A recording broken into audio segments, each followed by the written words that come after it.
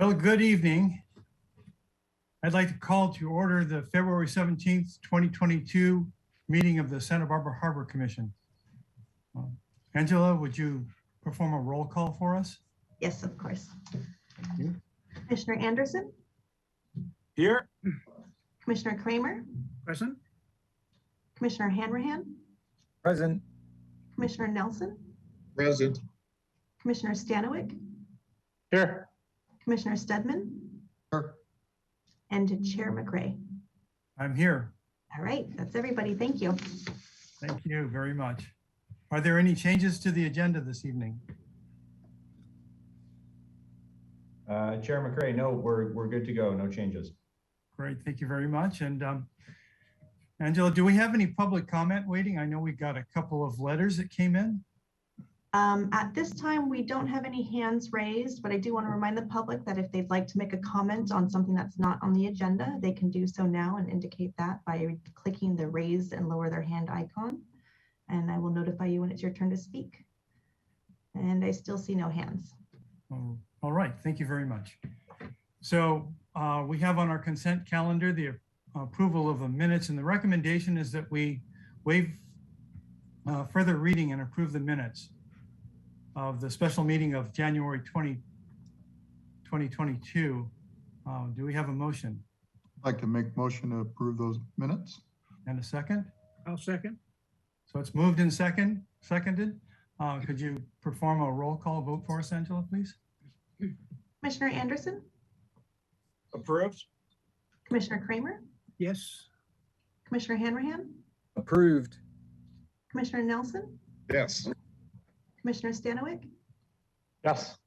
Commissioner Stedman, Yes. Chair McRae. Yes. All right, that's unanimous. Thank you. Thank you very much. So the first item on our agenda this evening are our department updates, and excuse me, we have the director's report. So I'd like to invite Director Mike Wiltshire to go ahead and get underway.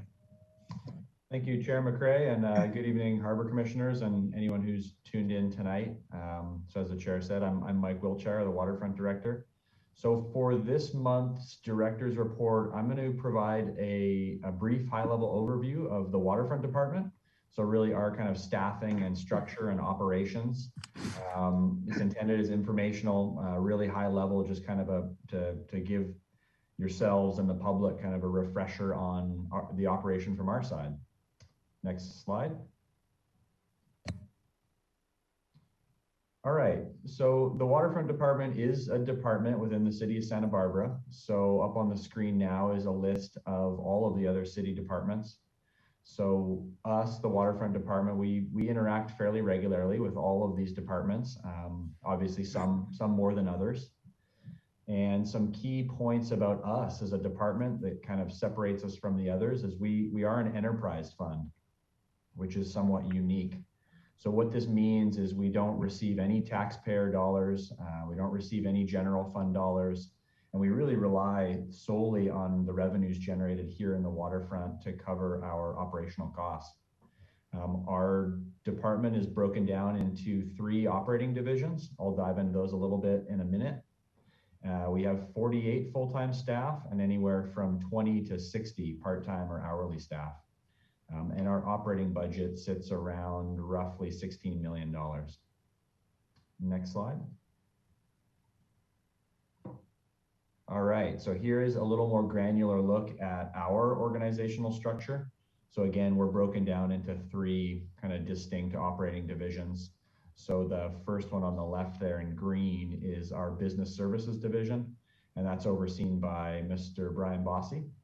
And within that division, there's really 3 operational program groups. So that houses our property management group, financial management group, and parking services. In the center, the navy blue is our harbor operations division, which is managed by Eric Engbretson. And within that division, there's 2 major operational program groups, Harbor Patrol and Marina Management. And then in the orange is our facilities division, which is managed by Brian Adair. And within his division, there are also two program work groups, facilities maintenance and our capital improvement group.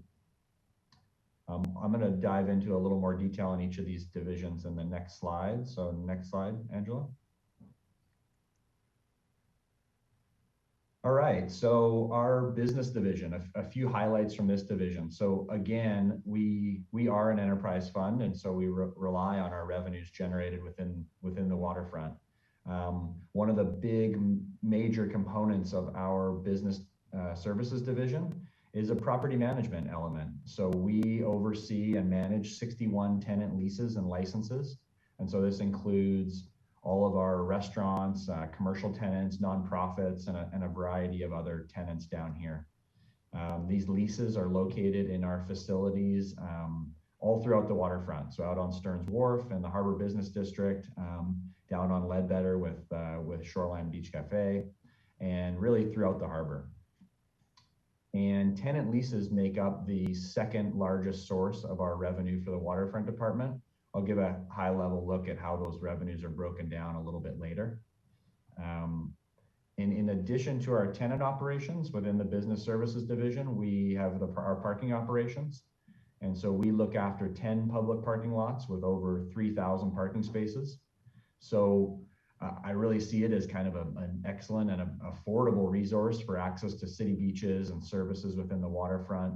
Annual permits are $125, and they're good in all 10 of our lots. And as of now, the pay parking is currently $2 per hour. And parking, the revenues that we generate from parking make up the third largest source of revenue for our department. In addition to those outward facing services, our business division also handles a number of departmental accounting functions. So our annual budget process is run through this work group. All of our billing, all of our accounts payable, just really a huge number of transactions from slips and parking and permits and all that stuff. So just managing all of those, the accounting that surrounds all of those transactions. Next slide.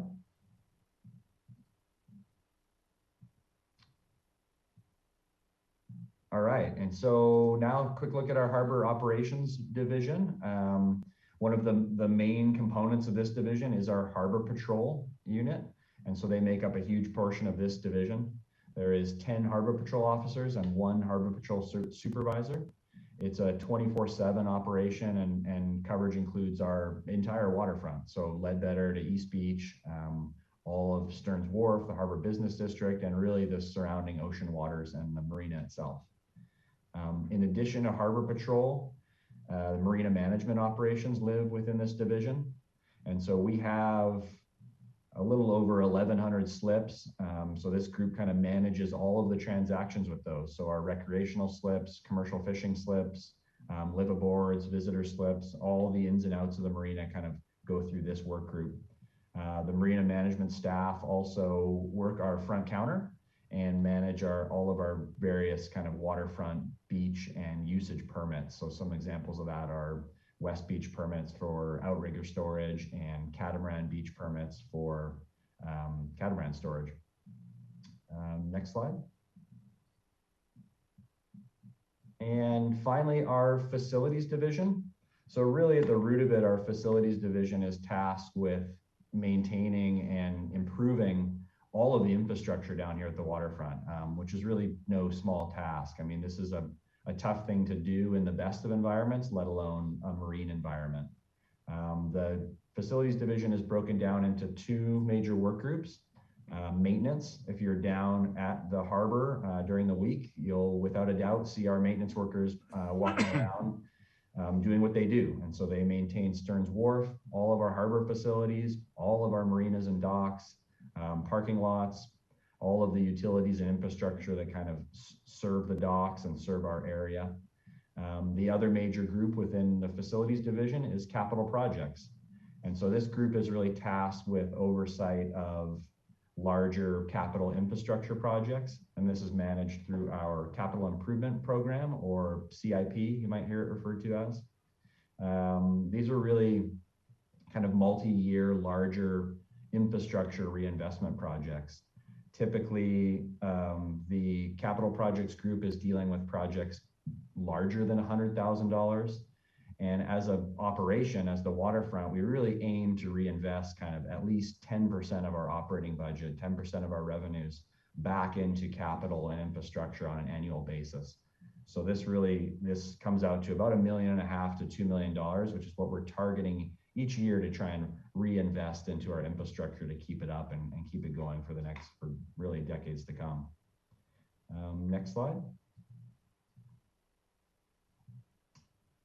I'll wrap up with a really high level look at the budget. For those who like the numbers, I'm not going to steal Brian Bossi's thunder. He'll get into a little more detail with the granular budget updates later. But I think this is always of interest just to kind of take a step back. So this pie chart shows our sources of revenue at the waterfront department. And we really have three main sources of revenue. And so you can see the large yellow portion of that pie. Those are our slip related fees.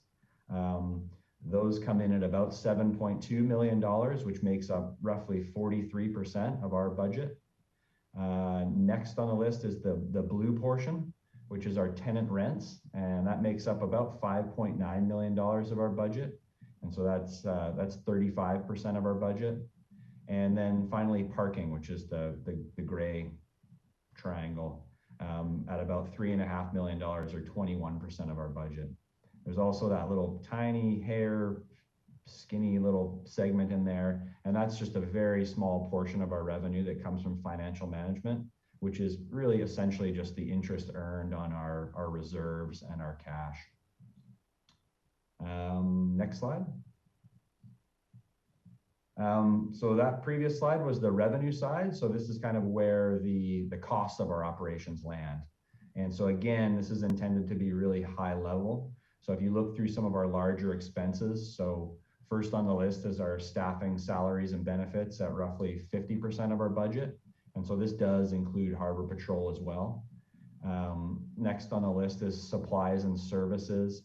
And this is at 22%, this is where we spend 22% of our budget. And this really encompasses all of the actions that we take here. So this includes all of our supplies, materials, contractual services. And so this is our custodial services, maintenance materials, all the lumber and materials that we use for repairing Stearns Wharf, and our event expenses, fireworks, all of this sort of stuff lands in supplies and services. Next on the list is allocated costs. And so this makes up about 13% of our budget. And so these are really costs that are dictated to us. These are costs that we pay to the city as an organization to cover services that are provided to our department. So some examples of this are computers and IT. All of our fleet vehicles are centrally managed through the city, so we pay into that. Property insurance is a big one. We insure all of our buildings, infrastructure. Insuring Stearns Wharf is not cheap. Our legal services, our attorneys who provide service to the waterfront department, they're funded through these allocated costs. And really all of the overhead that we use the city for, so our finance services and other city overhead is wrapped up into these allocated costs. And the last big sort of piece of our expenditures is our debt service. So we spend about 12% of our budget, and this really covers the interest and principal payments on some of our construction loans, mainly the loan used to replace Marina One. And so this is a way that we execute larger projects that are beyond our budgeted ability. So we borrowed money and now we're paying that loan back. And what we got for it was the replacement of Marina One. So those are our major expenditure categories. Next slide, and I think this is the last one. So yeah, it was really fairly quick overview, but I hope it kind of helped clarify, especially with some new harbor commissioners on. It's always nice to kind of take a step back and see what we do here at a high level. There's certainly a lot that goes on down here throughout the year. So yeah, my intent here was really to kind of give you a better idea of our organizational structure and a little bit of insight into the people that help keep it running on a day-to-day basis. So that's really it for my report. I'm happy to take any questions on that before I hand it over to Mr. Bossi for his business report. And so do we have any questions? Yes. Commissioner Nelson. Mike, I'm curious, when you went through the services, particularly the salaries, who handles the retirements? I keep reading about, the unfunded liability associated with pensions and retirements. Is that something that the waterfront department is responsible for when you described receiving no general fund monies? Does that mean that you have to provide for all of the pension liability yourself? Yeah, Commissioner Nelson, that's true. We fully are responsible for covering the costs of our staff and employees. So not only do we pay our staff salaries, but we also pay their benefits out of our budget. And so with that benefits comes healthcare and along with retirement fees. So we're responsible for that. Thank you. Further questions? Seeing no hands, let's hear from Mr. Bossy.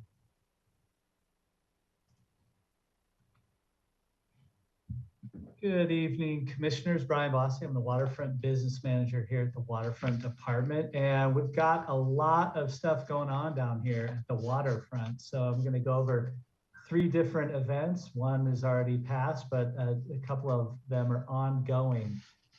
It's kind of a nice sign. Hopefully it's a telltale sign that we're coming out of this pandemic and moving more towards a state of normal. Next slide, please. Okay, the first one is Day at the Docks. This was Santa Barbara Landings, if you recall. They are Waterfront's newest tenant. Santa Barbara Landing recently held their first annual Day at the Docks on Saturday, February 5th. It basically served as SB Landing's grand opening, if you will, where people could come and explore the boats, meet the staff, explore all the new and proposed improvements down at the landing, and get a good glimpse into what the future holds for that iconic location. There were everything from fishing activities, tackle demonstrations, a variety of raffles, and you could even have the opportunity to get photographed with a mermaid. Next slide, please. Here's a shot. There are also a number of environmental groups as well as government agencies here. The California Department of Fish and Wildlife had a booth talking to people, getting involved in the community, which is a good thing. And there off to the right, there are some folks fishing off one of the boats, and looks like he caught a little something. So a good time was had by all. We were very excited with the turnout, as was the folks at Santa Barbara Landing. They put this all together themselves, and they did a great job. Next slide, please. Next is Wharf Wednesdays. So to celebrate Stearns Wharf's 150th birthday, the Stearns Wharf Merchant Association and the Waterfront Department have been planning a year-long celebration of arguably the South Coast's most visited location. And in honor of this iconic structure's 150th anniversary, the merchants will be holding Wharf Wednesdays on the first Wednesday of every month from 4 to 6 p.m. The merchants are providing specials, discounts, things like that, all centered around the 150 theme. There'll be family-friendly activities, live music, and this will all culminate in a special celebration in October with fireworks and all that good stuff. Next slide, please. Here's a couple photos of the first event, which was held earlier this month. And the band playing there. They're at the far end of the Harbor Restaurant parking lot is where they set up. And the next Wharf Wednesday will be March 2nd from 4 to 6. So please mark your calendars and come on down. It's a good time. Members of City Council will also be there to kick off the event with kind of an opening ceremony, if you will. So that's Wharf Wednesday. So please come on down and check it out. Wednesday, March 2nd. And lastly, next slide, please. The Waterfront staff have been working with UCSB's College of Creative Studies, the County of Santa Barbara's Office of Arts and Culture, and the Stearns Wharf Business Merchant Association to bring a temporary art exhibit to Stearns Wharf. The art exhibit is called the Light Elephant Project and will consist of 2 cohesive series of flags that will be flown, one series over at the Sea Center flags, and then the other series will be throughout the wharf on existing lampposts, city-owned lampposts. The exhibit will take place March 6th to the 19th. Next slide, please. So on your left is some of the locations of the proposed flags. And on the right is what they'll look at least from on the city's lampposts. And so the flags will include graphic art related to themes of local marine biology and climate. And all the flags will be designed by UCSB students who will also develop educational workshops and programs directly related to their research and their printed work on State Street. Another really neat part of this, I think, is the students will also design audio experiences. So you can go out there, you don't need anything, you just need your phone, and it'll be accessed through QR codes via your phone, and it will provide an overview of the local marine life between the wharf and the Channel Islands, kind of just an added layer of education as part of this outreach. They're also working with the Santa Barbara Museum of Art to have workshops up there and then funnel those people down to the wharf. So really a neat opportunity to get some local art out here by students. Next slide, please. This is kind of a rendering of what the flagged location next to the Sea Center. You can see the Sea Center kind of off there in the back.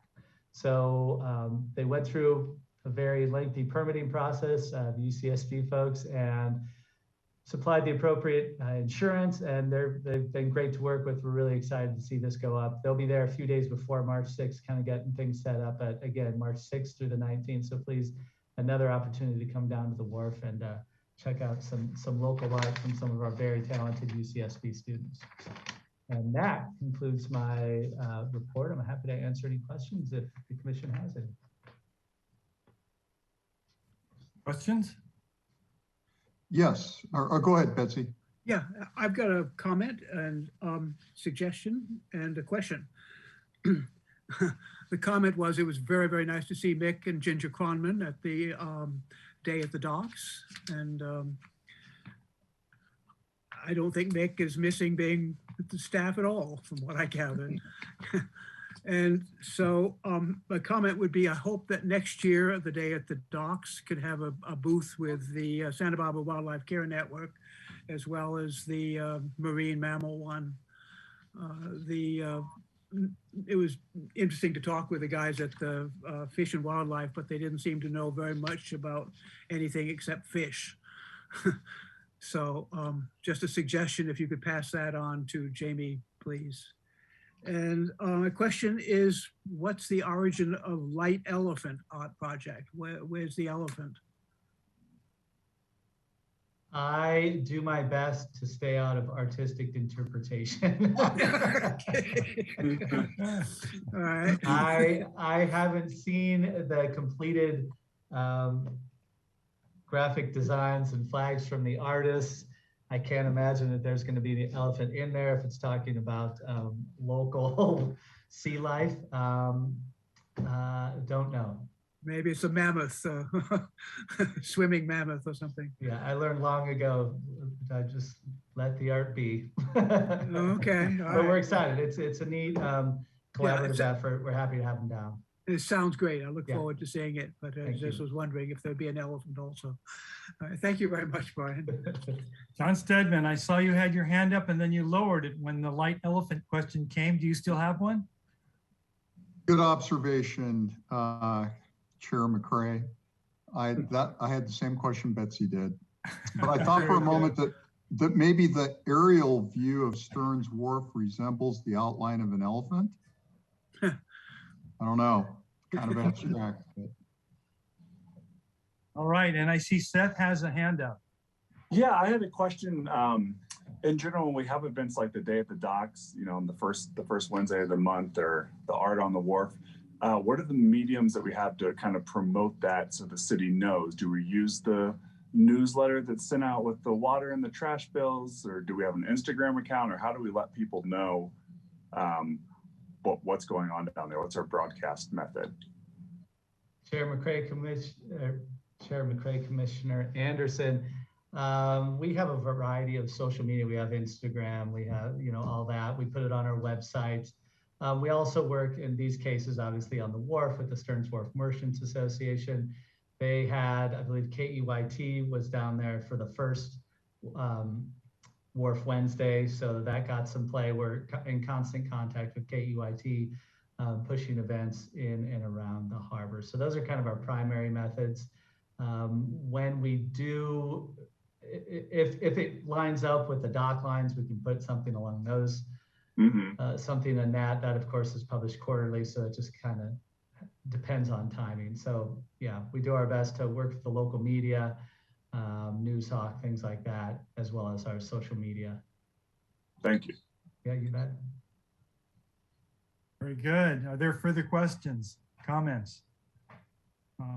Seeing no hands, I think we'll move right along to the facilities management report. And I believe Eric Engebretson will be presenting. Good evening, Chair McCray and Harbor Commissioners. My name is Eric Engebretson, for those of the public that don't know me. And tonight I'll be giving the Harbor Facilities Managers Report. Brian Adair couldn't be with us tonight. So with that, we'll go ahead and start. Next slide, please. So Boat 2 overhaul. Boat 2 was built in 1985 by Don Radden.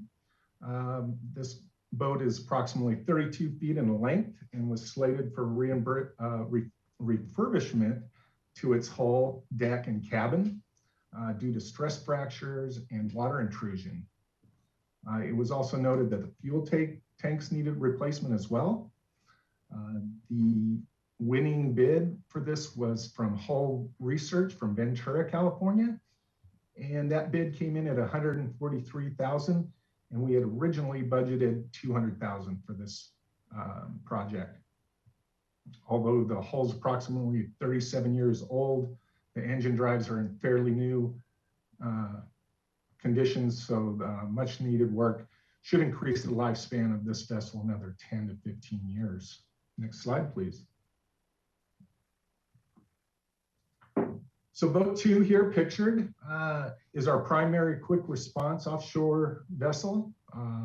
We've taken it as far as Point Conception and as far down as Ventura County line and out to sea to Santa Cruz Island and Anacapa Islands.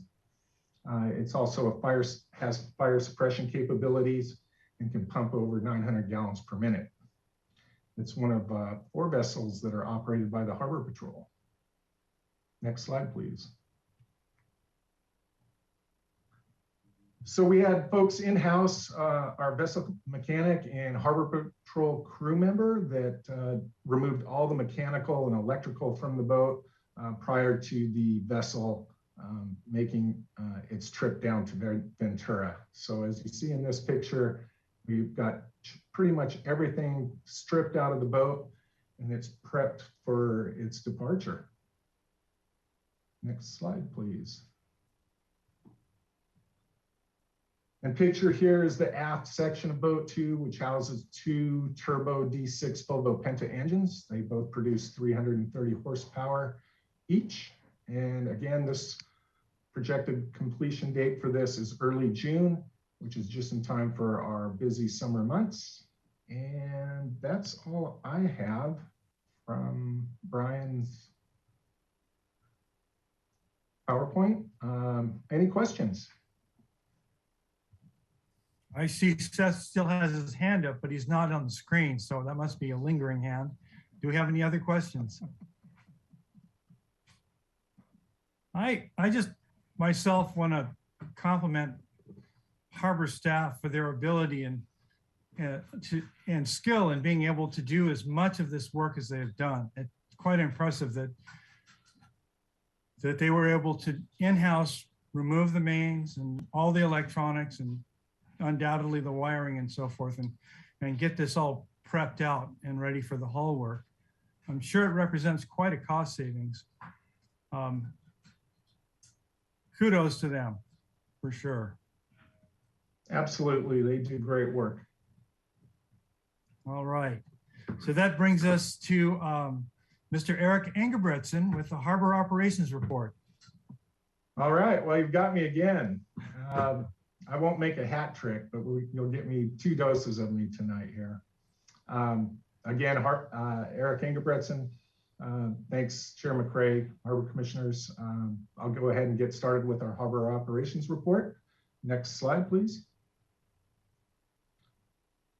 So just a reminder, every year or every 2 years or so, Harbor Patrol, when they're on their dock walks, they notice that a lot of vessels aren't displaying their current registration. And just a quick reminder that you must renew your boat vessel registration by December 31st of every odd numbered year, regardless of how often it's used.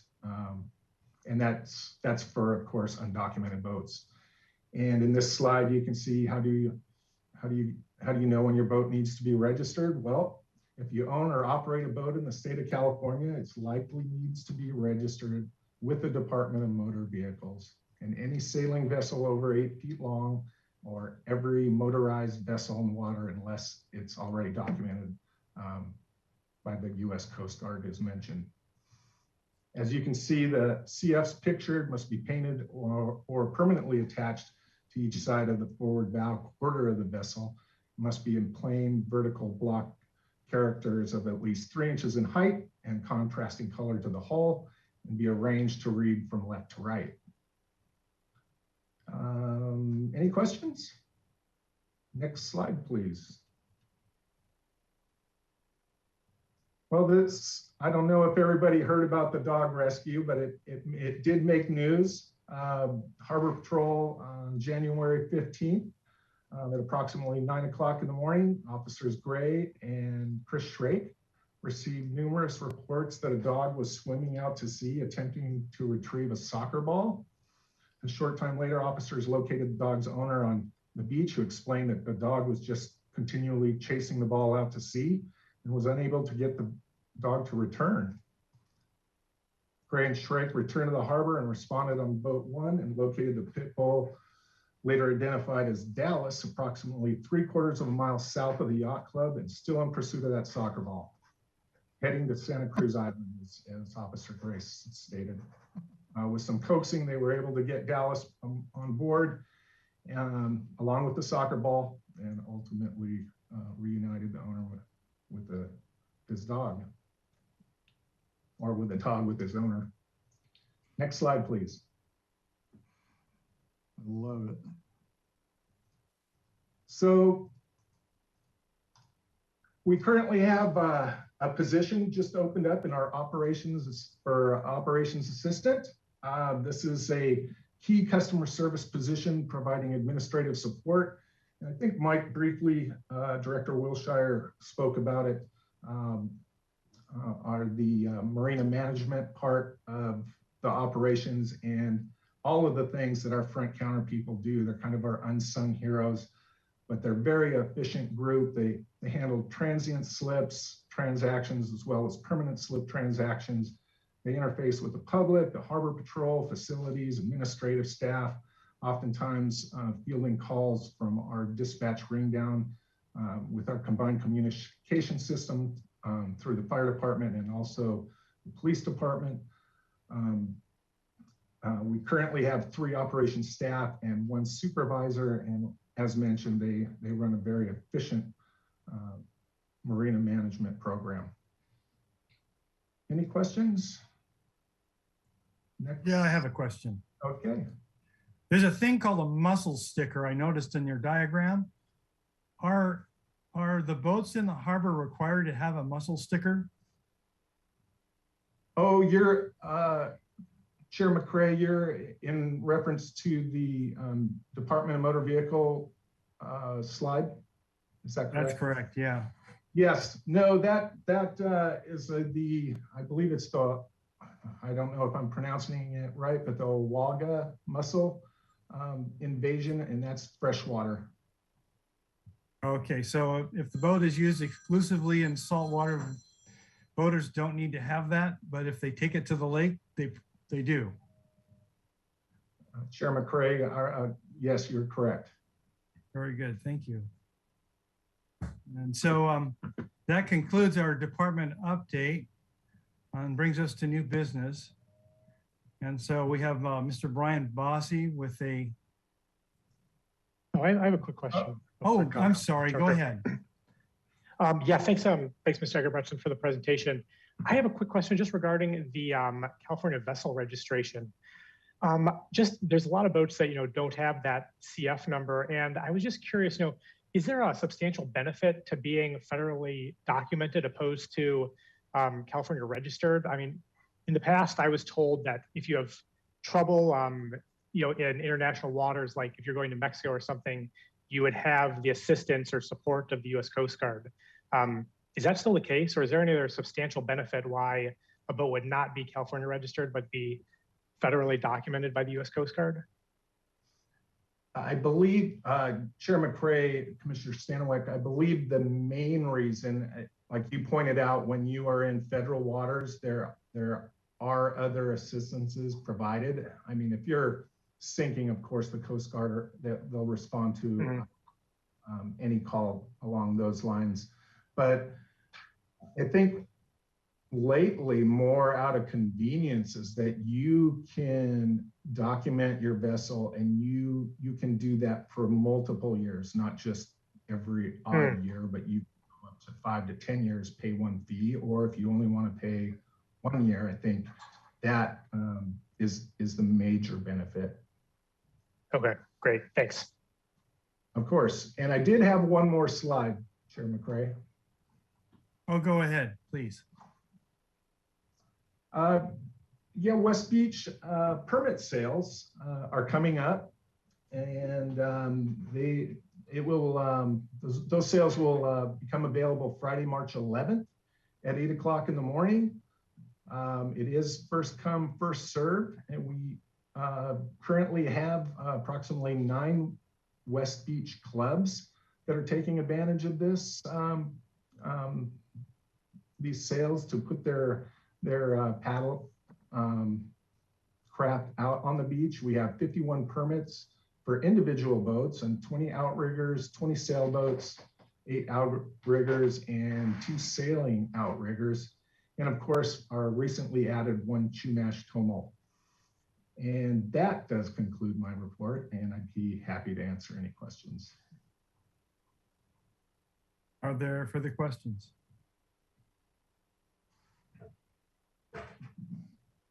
So I've heard that the people that are buying for these spots tend to line up very, very early in the morning when they first go on sale. And then I have also heard that we actually haven't sold out in the last couple of years. And so there's actually no need for the early arrival. Is that the case? Chair McCray, commissioners, I would be reluctant to say so and have them sell out if you didn't get there early. So I would still recommend you get there early. I know the West Beach clubs, those folks have racks. They can put up to 8 boats on each rack, and those sell really quick. You are correct. We do have a couple of the permits for individual boats that did not sell out this last year. Great, thank you very much. You're welcome. All right, so on to new business and fiscal 2022 mid-year budget report with Mr. Brian Bossy. Thank you. Good evening, commissioners. Well, Mr. Ingebretson didn't get a hat trick, but I'm about to start one here. You've got me for 3 straight items, so here we go. Mid-year budget report. These are our figures as of 12/31/2021, halfway through the fiscal year. Next slide, please. Big picture. Hold on, I've got to rearrange you folks on my screen so I can see the figures. Okay, there we go. Big picture. We are up over 15% compared to last year at the same time. Yes, I know, everybody knows last year was a weird year, as was the year before that. We've had 2 really odd years with the COVID pandemic, but nonetheless, we are seeing a significant improvement in our revenue status through the first half of the fiscal year. On the left are our various revenue categories. Mike mentioned those, Mr. Wiltshire mentioned those in his report. The second column is our budget. Third column is what we've received to date, again, through December 31st of 2021. The next column is that same number, those same figures for fiscal year 2021, so 12/31/2020, and then the change in dollars and then the percent change. So property management is tracking nearly 28% higher than last year. Obviously, that's a big part of that is the opening of restaurants, the loosening up of restrictions. Of course, those have come and gone. Hopefully, we're on the right track here as of late. Our commercial leases, both in Stearns Wharf and the Harbor, are up nearly 22% to the tune of over $222,000 versus last year. Our food service leases, those include both Stearns Wharf and the Harbor, are up over 32% from last year. So very happy to see those numbers increasing and getting back to some sense of normal. Our financial management program, again, I think Mike described it as that little teeny hair sliver on the pie chart. Does not offer us much, but it is something. And that's interest earned on the department's reserves. And those figures are provided by the finance department. And so interest revenue at mid-year is down over 18% over last year. That's because we have less in reserves that is then being invested. And then that which is being invested, obviously historically low rates of return. Our parking services program has seen significant improvement in the first half of the fiscal year. They are up considerably over last year, over 27%, which is great to hear. This revenue category did suffer like all the others throughout the COVID pandemic, but it has seemed to be the most resilient or the quickest to turn around, I should say, throughout the pandemic. We had some of our best weekends ever this past summer. So we're hoping that continues into the future. Our marina management is up about not quite 3% versus last year. And again, any gains we're happy to see, especially after the last 2 years. Although it is down about 17% from, I should say, our slip permit transfer fees are down 17% compared to last year, but they're still strong. Through the end of the calendar year, we had 50 transfers that took place for a total of $722,000. Now, since that time, they've dropped off considerably through the last half of December. And then through January, we're slowly starting to see those pick back up again, and we're hopeful that continues. So big picture, 22 versus 21, we're up almost $1.2 million, and we hope that that obviously continues. Next slide, please. So our revenue projections, we had kind of a nice, comfortable start. We had great weather, if you think back. The only real downer was the last 2 to 3 weeks of the calendar year in late December, which was great in the sense of we needed much needed rain and snowfall throughout the state. As you all probably know, or most of you know, we are very weather driven. I mean, we have wonderful facilities. We upkeep them to the best degree, but we are very weather dependent as well. Parking, people coming to the beach, the sunnier it is, the better it is for us. So the Omicron variant in December and January really threw us for another loop. So we're really projecting out very conservatively to the end of the fiscal year. I cannot tell you, I hope we are very, very wrong and it is much better than this, but we thought the best way to approach this is to just be conservative. And you'll see we're looking at coming in just above our revenue projections to the tune of about $111,000 for the fiscal year. Everything is at or a little above our revenue projection, so that is a good thing. And again, I just hope that we're very wrong and we just have a glorious weather for the spring, and people pop down here and check out our Wharf Wednesdays and every other thing we have going on down here at the waterfront. So those are our projections for the end of fiscal year 2022. We'll keep you apprised of those as we move forward and if things change. Next slide, please. Okay, here are our expenditures at mid-year. Again, through 12/31, essentially 50% of the budget year. At the bottom right, you'll see where we're at. We're about at 54%. And as you look through the various descriptions, salaries, allocated costs, supplies, expenditures, everything is below that 50% mid-year threshold. The thing that kind of throws it is our debt service, and that's under other in principal and interest. And the reason for that is debt service for us is front loaded. We pay about 72% of our annual debt service in the first part of the fiscal year. So that's kind of what skews it a little bit. And also our encumbrances, the second line from the bottom, that's entering into contracts and things like that to get our capital projects up and running right out the gate to try and get those done in the fiscal year. Salaries and benefits coming in just below the 50% mark. Same with allocated costs. Total supplies and expenses, that's where we've seen a lot of cutting on our end. That is something that we control directly. And so we work very hard to monitor that and cut things out where we can. We've been doing that since COVID hit. I'm not sure how much longer we can last continuing to cut those services, but we'll do our best to continue along those lines. So big picture, we're in a comfortable space when it comes to expenditures at mid-year. I don't anticipate any massive changes to that. And we do anticipate coming in well below the budget, that $15,884,000. We anticipate coming in hopefully at least $500,000 below that by year end. Next slide, please.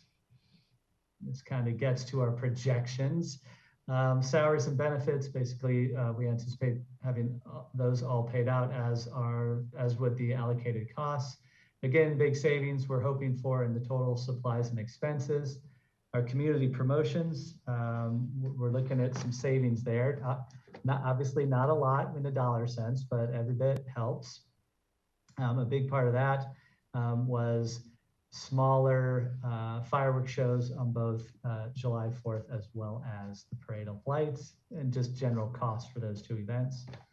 So overall, we're looking at coming in about 96%. That's about 660, somewhere around there, $1,000 below our expenditure budget. Next slide, please. I think that might be it. So with that, I'm happy to answer any questions about the mid-year budget.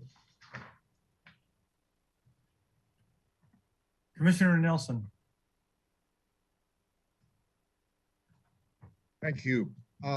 Brian, there was a table in the memorandum you prepared that showed 2022 year-to-date expenditures and indicated a 17% over budget for capital projects. It's the way it was like designing. Your table shows it as facilities design and capital programs, and it would appear to be 17% over budget currently. And so my question is that due to projects that are beyond the estimates, or some other reason? And you can either do it now or you can send it to me later, sort of a list of the capital budget items and the expenditures from them. Chair McCray, Commissioner Nelson, no, it's not. The 17% is not an overage of the capital projects. Our debt service program is located in that division. So that's where all the debt service comes from.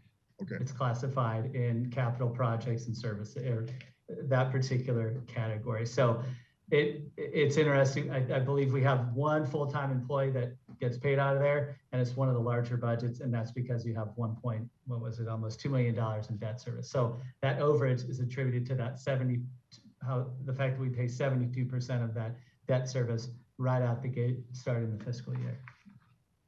Great, thank you. My pleasure. And Commissioner Anderson. Yeah, thank you for that. That was very helpful to see there. I just had a question. Do any of our tenants use or utilize the current COVID rules and allowances to use their outside space more than they currently were before the pandemic? And if we do have tenants that use that, are we worried about how their revenue stream will change if it's taken away in the future? Chair McCray, Commissioner Anderson, over the course of the pandemic, starting way back in March of 2020, the city enacted an emergency economic recovery ordinance that allowed that expansion throughout the city to go out beyond your normal boundaries. And we had, I believe at most, 5 tenants that did that. We had Moby Dick on the wharf. We had Chomp down here in the harbor. Brophy's for a little while actually located part of their activity over to the Maritime Museum's patio. And then we also had the Breakwater. Guess that's only 4. So those 4 did it. It didn't last long for most of them. I think the most recent to pack it in was the Breakwater, and that's because everything opened up. So they were allowed to come back in. So that was a big part of it. When the inside was allowed to open up, a lot of the folks wanted to get back to a sense of normal and took a lot of that down. The one that's remaining is Chomp, and that will last until March 8th when the Emergency Economic Recovery Ordinance ends. And that's what we've told our tenants throughout this whole process is once that ends, unless there's an extension of that, you got to pack it up and go back to the normal lease boundaries. And so they are prepared to do that on March 8th. And so effect of revenue, actually, I think it would be in the positive because now you're moving back inside and people have more chairs for the most part inside than they had in these outside spaces and comfort and all that as well. So I don't anticipate a negative if that's what you were asking. Thank you. Yeah. Any further questions on this item? Seeing no hands, please carry on. Okay, I think Angela has to read this next one.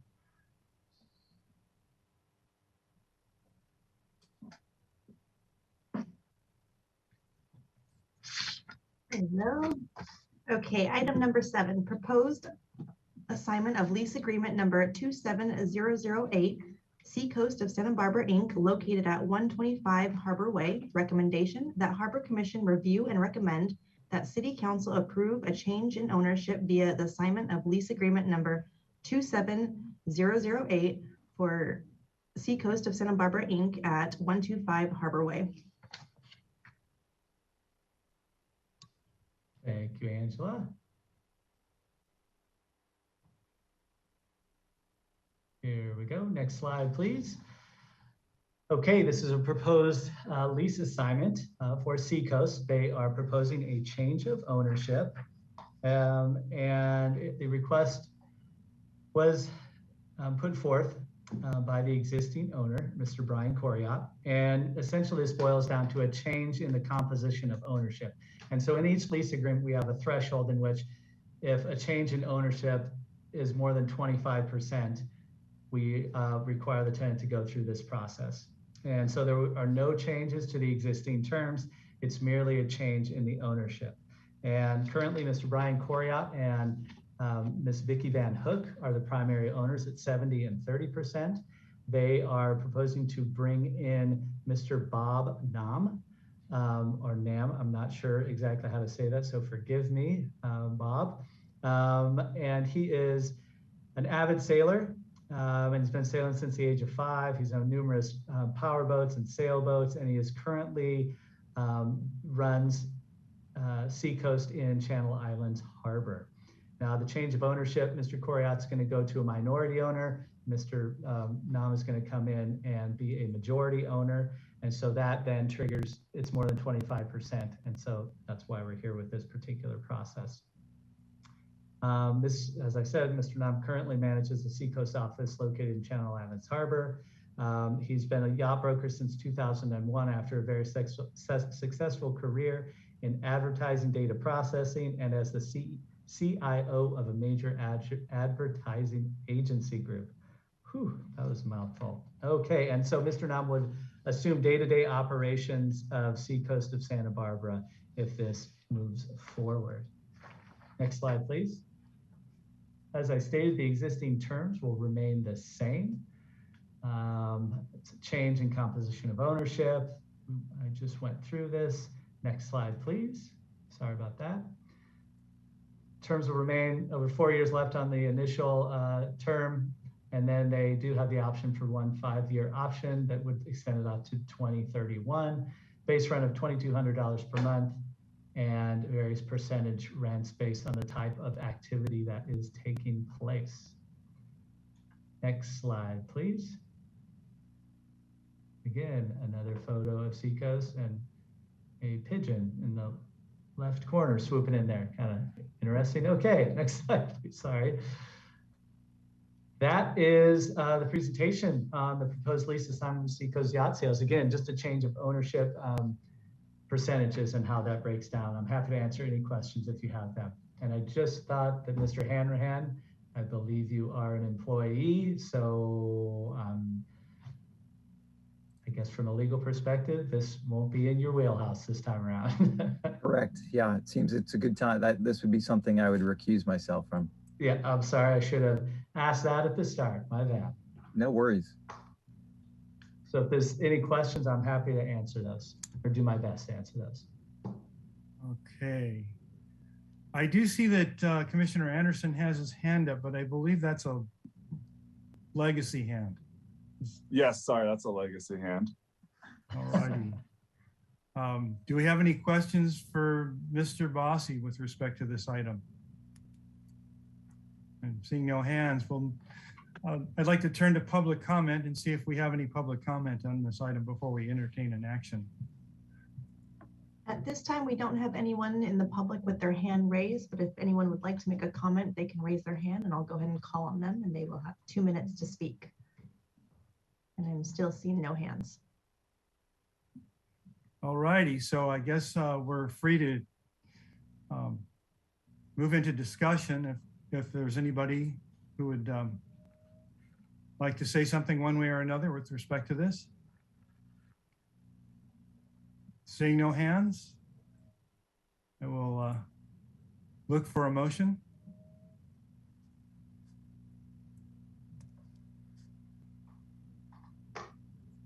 I'd make a motion to approve.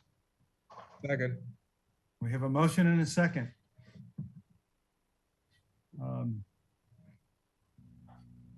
Angela, would you do us the honor of a roll call vote? Yes, of course. Commissioner Kramer?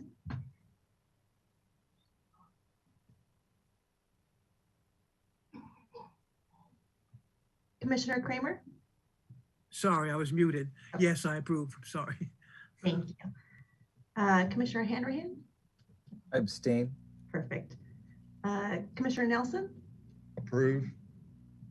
Commissioner Stanwyck? Approve. Commissioner Stedman?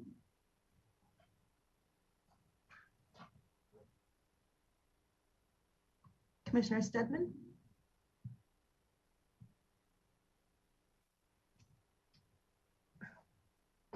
I see a hand.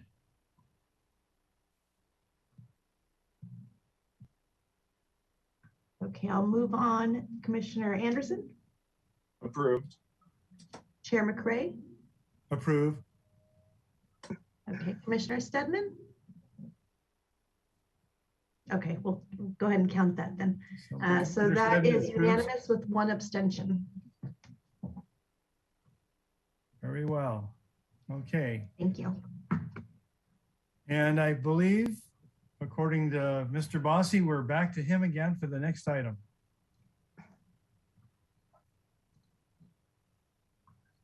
Yes, you are.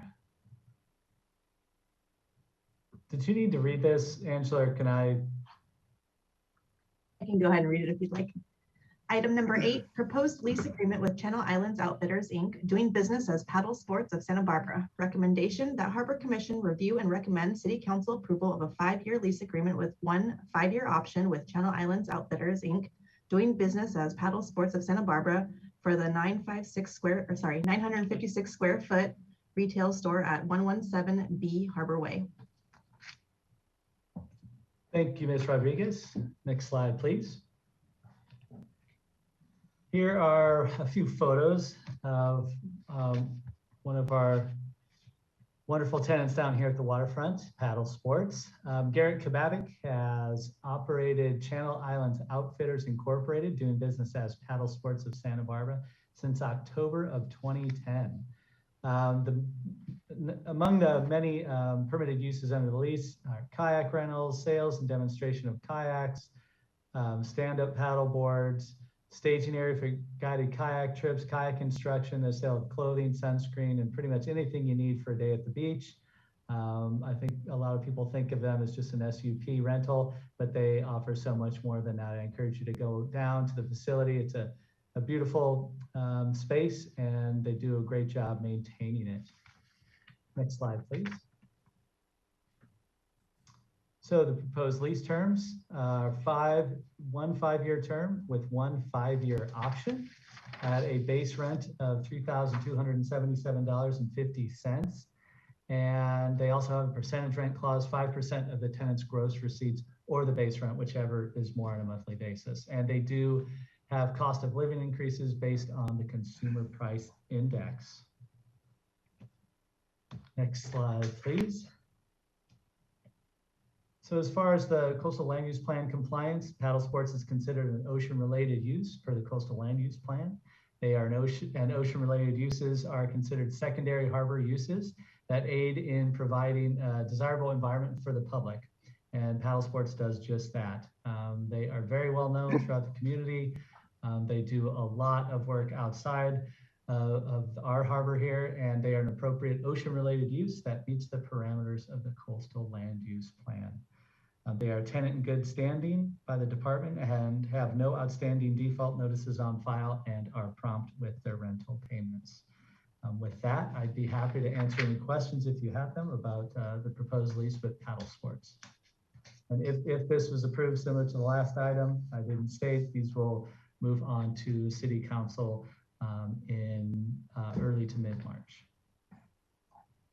I'm looking for hands. Seeing none, do we have any public comment? This time there's nobody from the public with their hand raised, but if anyone would like to, they can go ahead and do so now. And still no hands. Thank you. Sorry, Chair Cray. I did actually have my hand up. I'm not sure if. Oh, I'm not able to see it. Go ahead. We're ready for discussion as it is. Okay, great. Actually, it's just a quick note of support for Paddle Sports.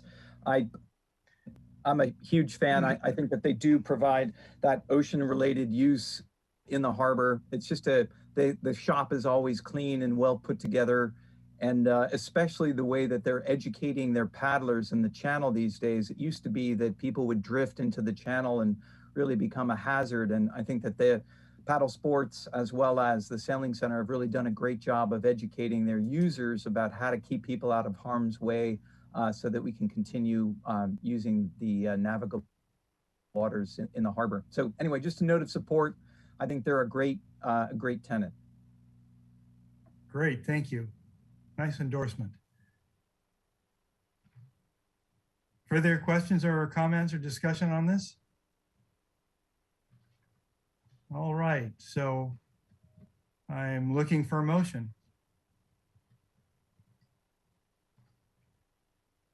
I'll make the motion that we accept the tenants paddle sports for another 5-year lease. I'll second. Very, very good. We have a motion and a second. Is there any further discussion? And with that, I'll call the question. Okay, Commissioner Hanrahan, Yes. Commissioner Nelson, Yes. Commissioner Stanwyck, Yes. Commissioner Stedman. Yes, yeah. Sorry about the last vote. My audio went out. That's okay, thank you. Commissioner Anderson, I'm not sure if my wife and I are both members, so I'm not sure if it's appropriate to vote on it or not. If I should abstain. We use them in our members there for the paddle board, so I'm not sure if it makes sense for me to vote on it or not. Just checking.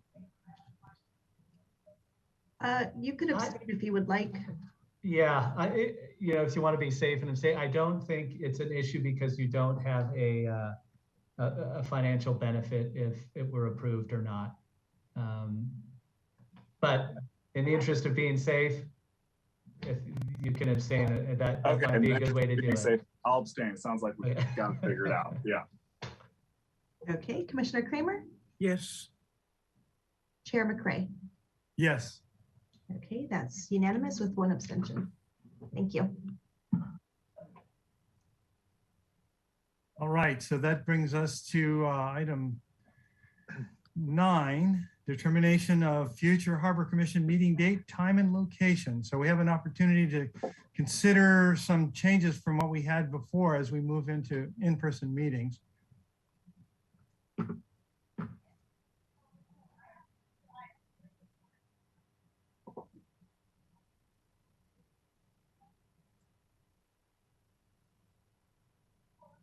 Chair McCray, do you want me to run through this? Please, if you would. Okay, yeah, no problem. Good. We're making amazing time onto the fun stuff. So this item was brought to the commission back in January. Chair McCray is correct. We've been meeting virtually for 2 years now. So this is kind of, as we get closer to meeting back in person, kind of presents an opportunity to look at what makes sense as far as meeting time and location. So we discussed a few options, and there was a request from the commission to identify more times at the David Gephardt Room. A little bit about the Gephardt Room. So it may well present some benefits for our type of meeting. So there is ample parking. It's kind of seen, and the feel of it is a little bit more approachable. It's kind of a more collaborative meeting room. All the tables are at the same level. And so it might lend itself to a kind of more collaborative meeting space. It is slightly closer to the harbor, and being on the ground floor, it could possibly be seen as more accessible. So there are some potential benefits of the David Gephardt Room.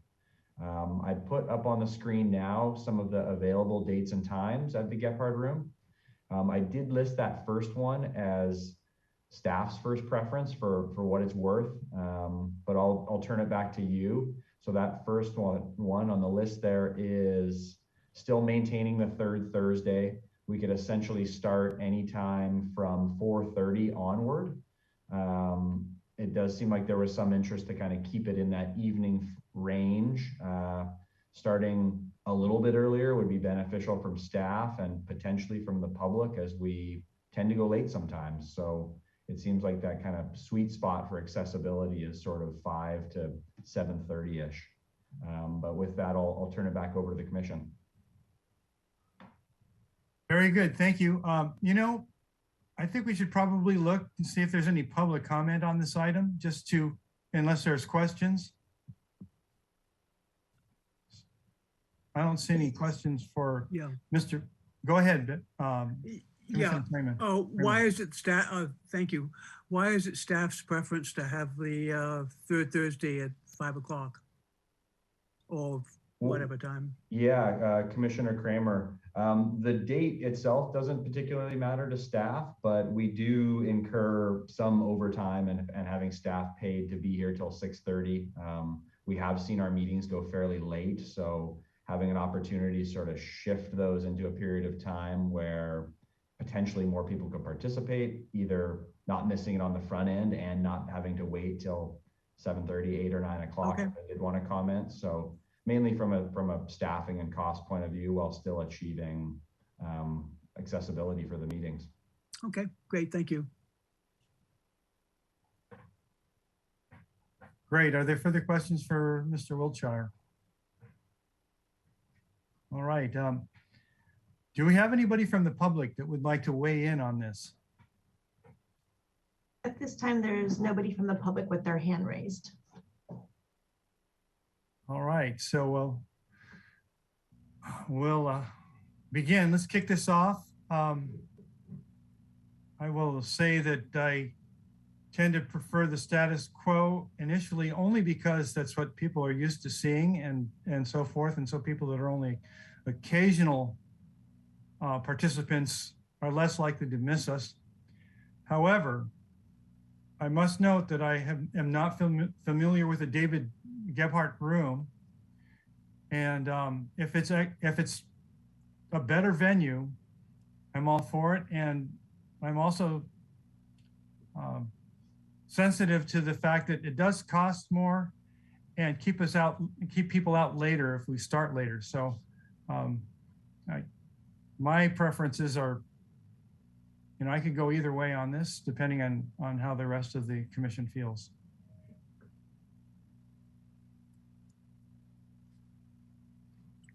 Yeah, I'm also, I've never been in the David Gebhardt room myself either, but yeah, I do like the idea of keeping it as the third Thursday, just because that has been kind of how it's been going forward. And anything prior to, I think, 5 p.m., just considering it is on a Thursday, might overlap with certain work schedules for people, the public who do want to make public comment. I myself, I usually work until 5-ish. So yeah, anything between 5 p.m. and 6 p.m. on the third Thursday, I would be for, and would be okay with that.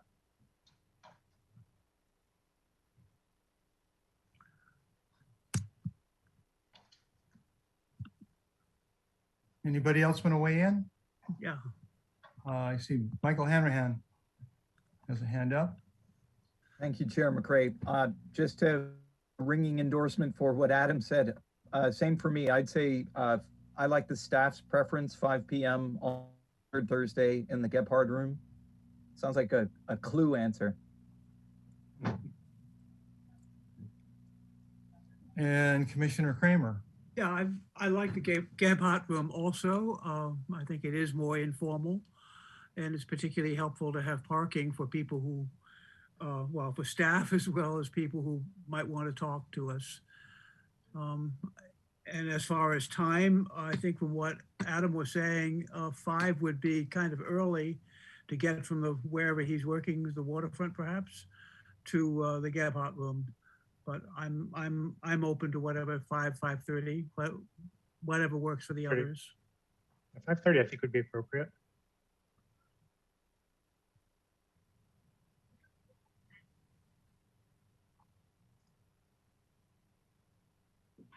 Oh, Chair McCray, I think you're on mute. Oh, I would have to agree with 5:30 because I believe it gives people who work until 5 a chance to make it there and get parked and so forth. However, often the stuff we go through first isn't really the thing. They aren't the kinds of things that the public is likely to weigh in on. So I could go either way, 5 or 5:30. I'm good with the third Thursday and David Gebhardt. Well, I was thinking of us rather than the public in terms of 5 or 5:30. It sounded as I think though- 5:30 would be better. Okay, that's what I was thinking. Okay. Yeah, thank you.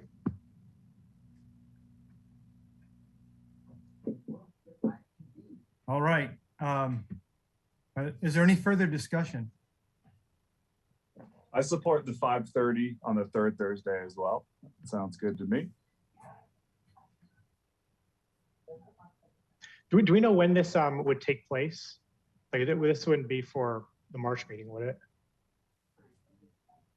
It's going to affect April, Yeah. May, or June, or? Yeah, Commissioner Stanwyck, how we could do it is if we meet in person in March, which my fingers are crossed, optimistic, we could, if you guys take action today, we could have our meeting in March at the Gephardt Room. It'd be nice to just go forth with a decision, and we can make that happen. How that would be is we've been meeting under special meetings, meeting virtually. So our March meeting would essentially be an additional special meeting at the Gephardt Room. And once between now and then, staff could put together the language and resolution for you guys to finalize it as your regular meeting spot.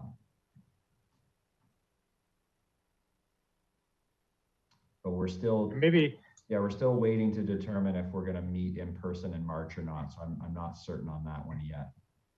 Okay. I actually won't be able to meet in person in March, so yeah, just throwing that out there. All right. So Chair McCray, I had my hand up, but I'll just start speaking unless there's an objection. But I would vote for the status quo. And the reason for that is because as Fire and Police Commission for the City of Santa Barbara for 2 years, I held meetings in the Gephardt Room. And although Director Wiltshire's comment about all the tables being at the same level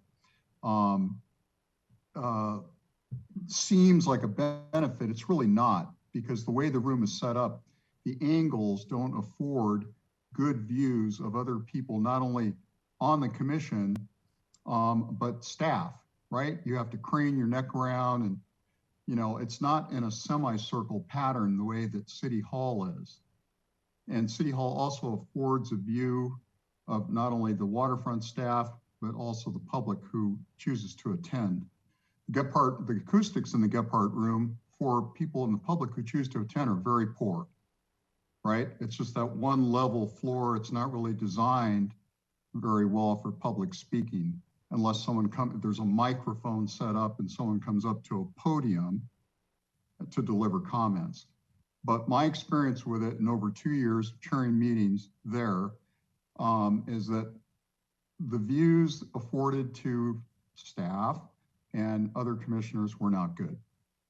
In terms of the date and time, being changed to, earlier or on another Thursday, I'm fine with that, but I'm not a fan of the Gephardt Room based on my experience in this medium.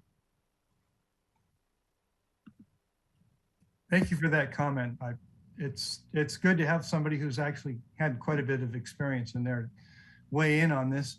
And that brings a question from me for Mr. Wiltshire.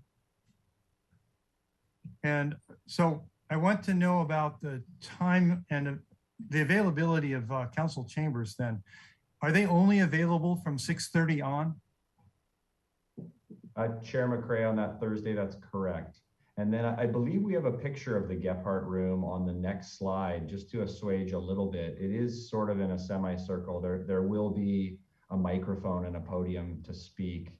Some of the benefits that I see is there's kind of whiteboard space and a little more collaborative space to kind of interact with folks. There's more than enough seating for the folks that would show up in person, and anyone who wanted to give public comment would come up to a podium and speak on a microphone.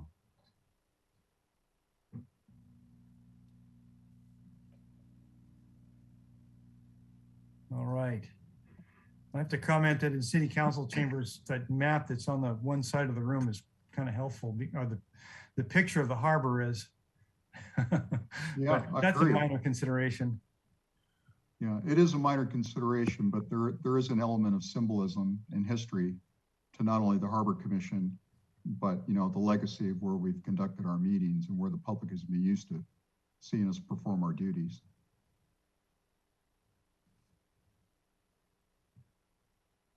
Commissioner Kramer. Yeah, I respect what John Sedman just said, because I've not run meetings there, but I have been a spectator often at quite a few meetings, and have not had any problems. And the podium seemed to work well, and ABR holds its meetings there regularly and has for years. Right. So I'm surprised about the difficulties. in it.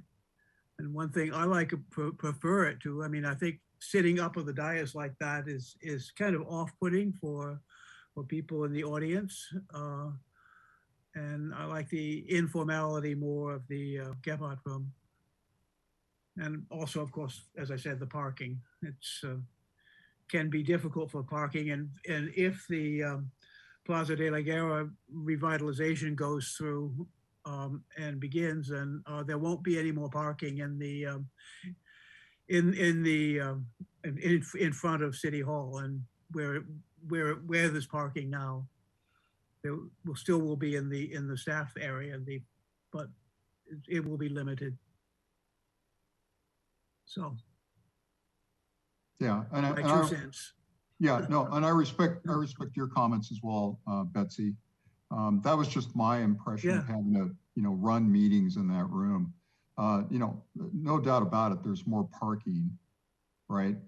But I just felt collaborating with the other commissioners was a little bit difficult. I mean, you're having to sort of look around, whereas in that semicircle pattern that the City Hall has, it's perfect. It's not perfect, but it's a little bit easier.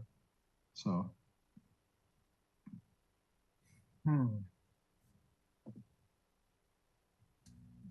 Chair McCray, would you be open to a motion? Or are we still in discussion? I believe we're still in discussion. I see Commissioner Kramer has her hand up. Oh, it's supposed to be down. Sorry. All right, I would entertain a motion, and if we get a second for it, then we can carry on with further discussion. You can speak to your motion. Great. I'd like to make the motion that the Harbor Commission meeting be moved to the 3rd Thursday of each month at 5:30 p.m. in the David Gebhardt Room, beginning in March 2022. Are you sure that that would be your motion with respect to the time specific for starting? I thought that was what we had concluded was the optimal time. My understanding. We have not concluded anything, Commissioner Hanrahan. I hear you. I thought that was the agreed upon time, that 5:30. We have not. We have not. There we go. Mr. Wiltshire, tell us about the first day. Yeah, I think the motion for a time and a place is totally correct and fair. March, we could even just shift that motion, and we're not certain that we'll be in person in March. I'm optimistic, but we could say we'll attend meetings there as soon as possible and allowed by the city. Thank you. Great. Commissioner Hanrahan. Yes, sir. Chair. And your motion. Follow up Harbor Commission meeting to be moved to the 3rd Thursday of each month, beginning at 5:30 p.m. in the David Gebhardt Room. Thank you. Do we have a second? I'll second. All right, we have a motion and a second. Do we have any further discussion? I am looking for hands. All right, so I'll call the question. Commissioner Nelson, Aye. Commissioner Stanwyck, Yes. Commissioner Stedman, Nay. Commissioner Anderson, Nay, I'm sorry, was that a no? that was a no. Commissioner Kramer, Yes. Commissioner Hanrahan, Chair McCray. Yes. All right, that passes with a 5-2. And a question for Mike Wiltshire, if he's still there. Yes. Oh yes, I'm still here. Okay. If this for any reason can't work out, presumably we can reconsider it.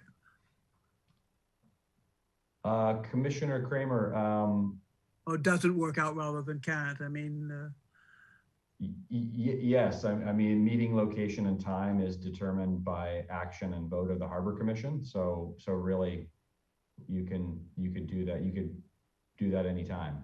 Okay, The only issue on staff time is there's a number of boards and commissions that are going to be going back to meeting in person. And so it'll just involve some staff work and time to kind of go through that process. But yes, you can easily correct this anytime and vote on it. And we can be back in this situation if the Harbor Commission wants to. okay, great, thank you. And it occurs to me that that would be the natural course of things. Our first meeting there would be a special meeting. And so we would have to go ahead at that time and adopt it as our regular meeting place. And that at that point, I'm sure we'll have at least an hour or two in that room to further inform us all. The only thing that will happen is that there will be several of us that have never met in the city council chambers. It's actually kind of thrilling to be sitting in there on the dais, but I recognize myself that the public access is far more important. All right. So we have a final item in front of us. Let me make sure that I can see it. We have our committee assignments, and I'd like to do this in in two phases. First of all, it occurs to me that some of these committees are unlikely to continue on. For example, the Sea Level Rise Adaptation Plan. I think the work there is done. And then the slip assignment policy, there may be some question with respect to whether or not it's done. So what I'd like to do is to go through each of these things first and decide whether or not we're keeping them or if we want to change them in some way. And then come back around once we see what the full panel of committees going forward is going to be, decide who wants to do what. So we'll do this in a couple of phases. Let's go ahead and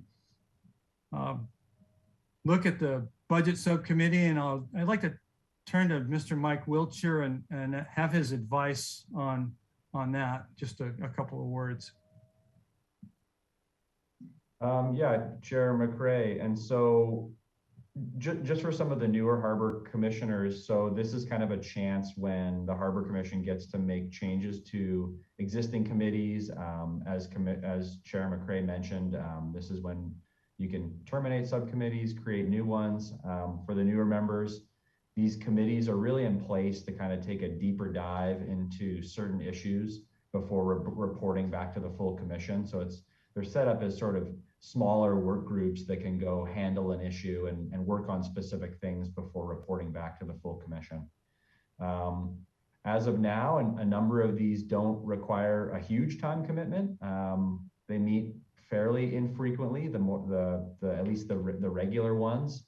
If there's a more involved item, like I know the slip assignment policy subcommittee meeting over the last 18 months or so was fairly active. I mean, it was meeting once a month or so. And so just to give you an idea of time and commitment when you're thinking about joining or getting yourself on these subcommittees, they're not overly, not a huge time commitment most of the time. And another thing, all of these current subcommittees up on the screen are set up as standing subcommittees. Prior to this meeting, I did send out an email, just really informational. I know the Brown Act may be new to some of you, but just kind of detailing the differences between standing subcommittees and ad hoc committees. I'm happy to address that and answer any questions there. Ultimately, the goal today is to set up your committees. Some of the mechanics, they can only have up to 3 commissioners. They don't have to have 3, they can have fewer than 3, but based on the Brown Act, they can only have 3, which is less than a quorum of your 7-member commission. Chair McRae, is that kind of what you were looking for a little bit? I'm happy to answer any more questions or give more dialogue. That's great. That's a great introduction. So we have first in front of us, the budget subcommittee. I believe that that would be one that's going to be no question that we should continue with as a standing subcommittee. Is there anybody that thinks otherwise? All right, so we'll go ahead and move on to the chartering and business activity permits. Is there anybody who thinks that that should be changed in any way or should not continue to exist? All right. Then we have commercial fishing. And there are always things that seem to come up one way or another, and I think that's a good standing subcommittee myself. Is there anybody who thinks otherwise? No, but I'd like to support your characterization of it continuing. It was established at the request of a city council member, and I am very interested in joining the commercial fishing committee, largely because the issues confronting commercial fishing are tremendous. There's offshore wind, there's the 30 by 30 commission, there is NOAA's aquaculture siting facilities in the open ocean. All of these will either reduce or have an impact on commercial fishing. So I would join you, Mr. Chair, in supporting the continuation of the fishing committee. However, that said, the commercial fishing subcommittee has not met in quite a long time. So while it is important, we are not driving an agenda. I don't see any problem whatsoever having the committee stay, but I agree with John Stedman. It didn't meet, and I just as soon not be on it, but maybe somebody else would like to be on it. I would be happy to take your place. Okay. It sounds to me like we would have people to be part of that. So sure. My preference is that we keep it going. And if for some reason we can't find people to do it, then of course we'll have to revisit. And I'd be happy, John, to provide agenda items for the committee's purview. Also on an upcoming agenda, I think Mike is going to invite the commercial fishermen of Santa Barbara to speak about a project that we sought guidance from the city council for. And I believe personally, because I volunteer with the commercial fishermen, I know there's going to be additional actions considered by the waterfront department, the city council, and hopefully the commercial fishing committee. Commissioner Nelson, I have absolutely zero doubt in what you've just said. Having served on a subcommittee with you, I'm sure we'll build an on-ramp for increased scope of communications for the commercial fishing industry and the agenda at hand. I have absolutely no doubt. Thank you.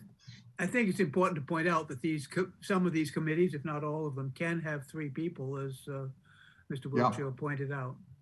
Absolutely. Yep. That's a good point, Commissioner Kramer.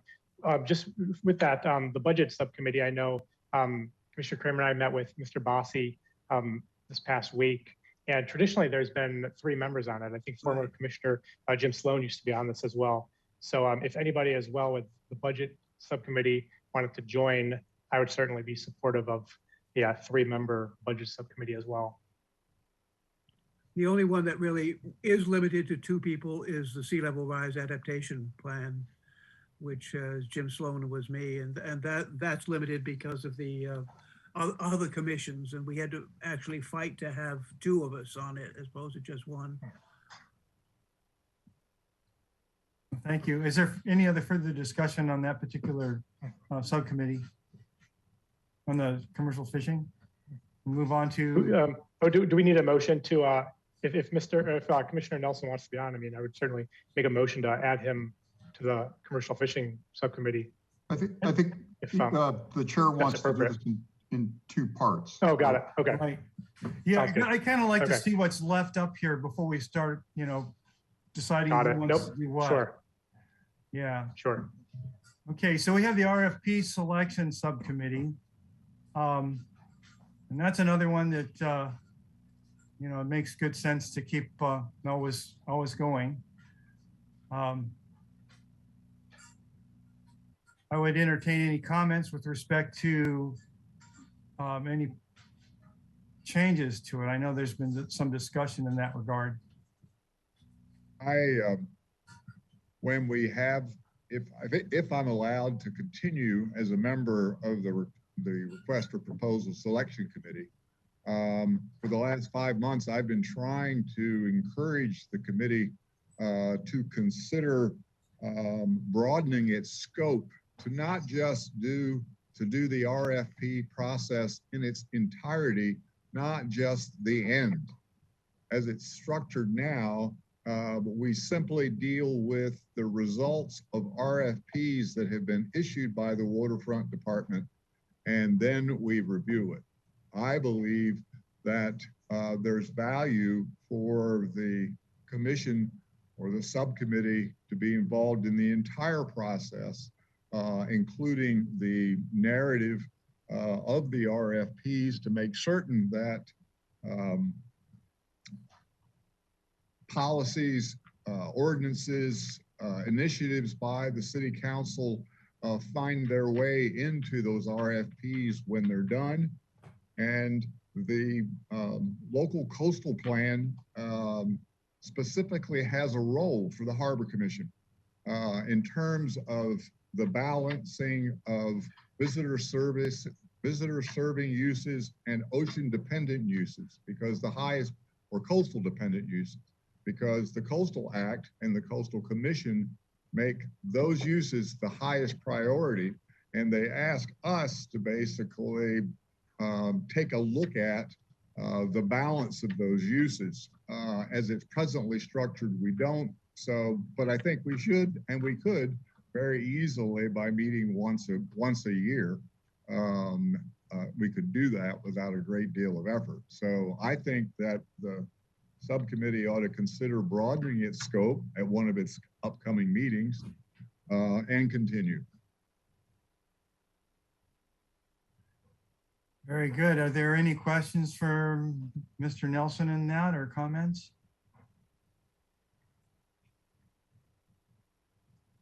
All right. So did you want to propose that we do broaden the scope? Well, I think the way to do it is, if we're going to have new members, that we have a meeting of the subcommittee to discuss how we might broaden the scope of that, and then report back to the commission in March with a recommendation as to the appropriateness of that. And I also know that Mike Wiltshire has tentatively scheduled the leasing program as a focus for that March meeting. So if we could get together in the intervening month and discuss that scope, then maybe we could make a recommendation of the committee to the full commission. Great, thank you. That sounds like a great plan. All right, so I'm going to move on to the sea level rise adaptation plan. And I want to confer with staff, whoever wants to pick this up, and find out about what our involvement in that is, and whether or not if there's anything continuing there. Well, I can tell you a little bit about it. I mean, having been on it, it has not met this past year, as you say, and the plan has been basically adopted by the city council. But the way it was left was that the planning department fully intended that as things develop and change and so forth, is that they would resuscitate the committee. The committee included representatives from the Harbor Commission, but also from the Planning Commission, Recreation, Water, and I think one other, I can't think offhand. And so I think it would be a mistake to disband it, because I think it's very, very likely that at some point they'll come back with changes and adaptations and so forth as the science changes and as they know what's going to be happening around the harbor in terms of sea level rise. Thank you for that. That's really informative. Yeah, I had the sense that somehow or another the work was done there, but it sounds like yes, it is could be done, pulled back but together. there may be new work, is what I'm saying. Okay. In brief, yeah. All right, so we'll let this one go as it is, unless anybody has an objection to that. And it sounds like we have up to 2 spots, so somebody might join Betsy. Yeah, total of 2. Yeah, and I'm kind of presuming that Betsy would want to stay on. Yeah, so there's 1 spot then. Yeah. All right, so we have the slip assignment policy, and Mr. John Stedman's on there, and Mr. Michael Nelson is on there. What's the situation with that? Are we still working on stuff with that, or is that done? Or is there something left that needs to be, that we need to be ready for? Sure.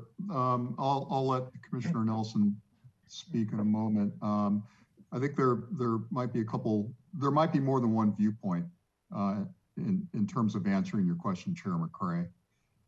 There are some outstanding items in my view, and there might be some in Commissioner Nelson's view. I think others feel differently, but they're not on the commission. So, Commissioner Nelson, do you want to weigh in here? Well, Mike did discuss the possibility that, I mean, I know that the ad hoc committees, let's put it this way. I know that the Brown Act requires as much staff work to schedule a subcommittee meeting as it does to schedule a commission meeting. Sure. And given the fact that the slip assignment policy issues have been decided, this might be an opportunity to try an ad hoc committee, because in my opinion, what remains to be done was evaluation methodology. We presented to the full commission, and there was agreement that we would try to use a percentage system to assign a slip assignment fee. But the issue was how that valuation was done to establish that percentage. Would we use a fair market value appraisal, or would we do some combination involving the county of tax assessor's office, or would we do a third system that would involve staff working in consultation with brokers and others to come up with that number? And that was the unfinished task, was to study methods of valuation to actually drive the policy that we established on the committee. So once that is done, the work is done. And my understanding of a ad hoc committee is that's the key, is that it's time certain. You have when it's done, it's over. It's not a continuing issue. So we could try that, or I don't mind John keeping it, in a regular committee, but it's just a lot of work to set one of these meetings up. Yeah, I concur, and I'm sensitive to, especially on the heels of receiving, not only a macro budget report, but looking at, some line items and, how hard it's been to balance our budget.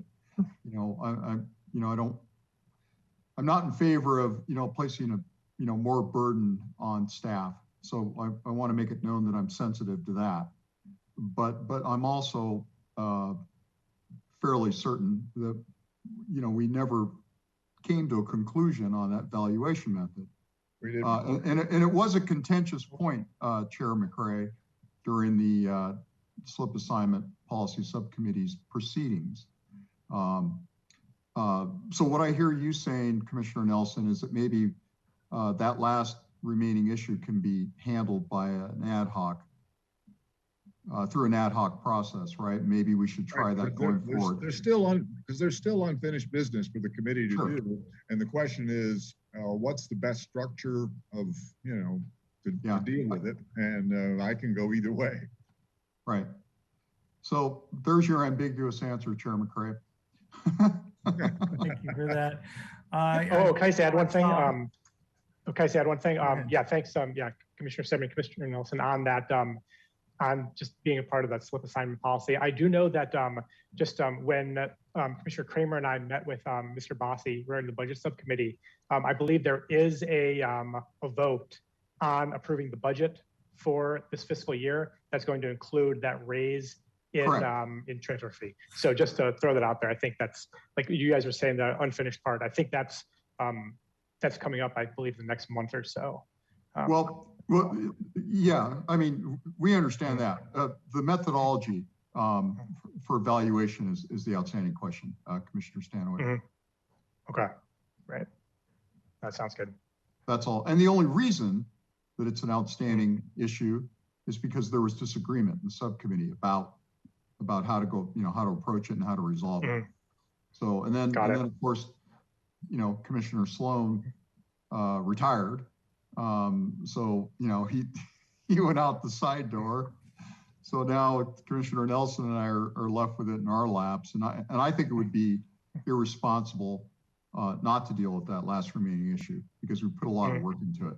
But the increases at the budget level, which are another matter, I understand are, they're going forward, right?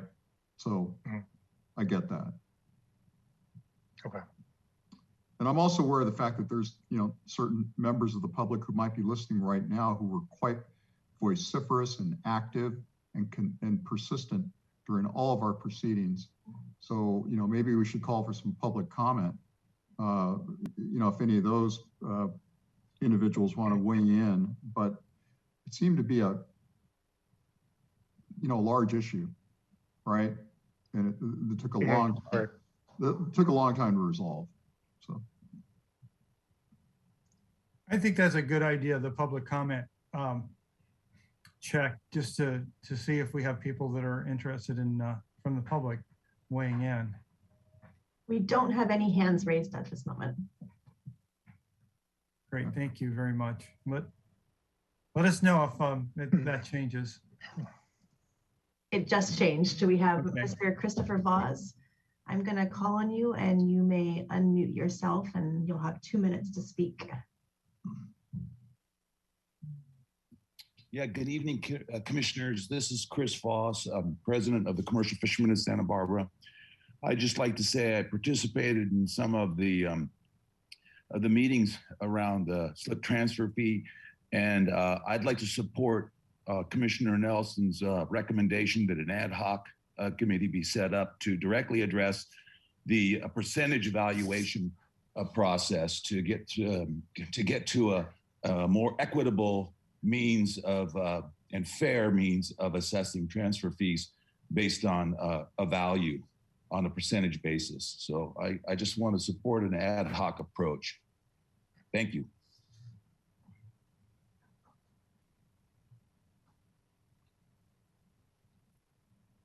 Thank you, Chris. yes, thank you, Mr. Voss. So I want to check with staff on how this would actually work to change it over. I don't want to end up with a situation where we have no slip assignment policy subcommittee at all for a period. Do we need to notice on the agenda that we would look to establishing an ad hoc subcommittee? Chair McCray, so it's well within the Harbor Commission's power tonight to dissolve any of these existing subcommittees. Listening to Commissioner Stedman and Commissioner Nelson, if they believe that there's no additional tasks other than a single kind of discrete task left, it's well within your power to dissolve the slip assignment policy subcommittee meeting and subsequently create an ad hoc committee to complete a discrete task at your discretion. And we can do that tonight. We can establish the ad hoc subcommittee. Correct. The part that concerns me a little bit is once that action's taken, if they want to address any additional material or anything else relating to slip assignment policy or transfer fees, they would really kind of lose the ability to do that without kind of running afoul of the Brown Act. And so I just want to make sure that they feel comfortable closing that and leaving it to kind of one last piece of business. Okay, thank you very much. Sage advice. All right, further discussion. Oh, go ahead. We have one more hand raised, Mr. William Nash, if I can go ahead and call on him. Great, please do. Okay. Mr. Nash, you may unmute yourself and you'll have 2 minutes to speak. Good evening. Obviously, we think the subcommittee should continue doing its work because you see, it's been 2 years since the complaint was filed and I'm yet to see any kind of relief for slip holders. And we've had a lot of talk about this and no action. So it would seem to me that when you have small slip holders paying as much as 45% of the value of their buy-in to the waterfront department, with big slips paying as little as 8%, obviously some kind of relief needs to be provided to the folks that are in this harbor. It's an outrage. And I don't think you guys are done yet. In fact, I think this is going to require a letter to city council. So, you guys have to get something done that's fair. That, a lot of people came and spoke and said, look, these fees are too much. And, the sort of, you guys have to do something that's more than you've done. And, you've had some meetings. We've had a lot of benefit go to the waterfront department about a revenue neutral solution, but yet none of these slip holders are afforded any kind of relief. So I don't think your job's done. And I think there's going to be a new letter to city council. Thank you very much. Thank you, Mr. Nash.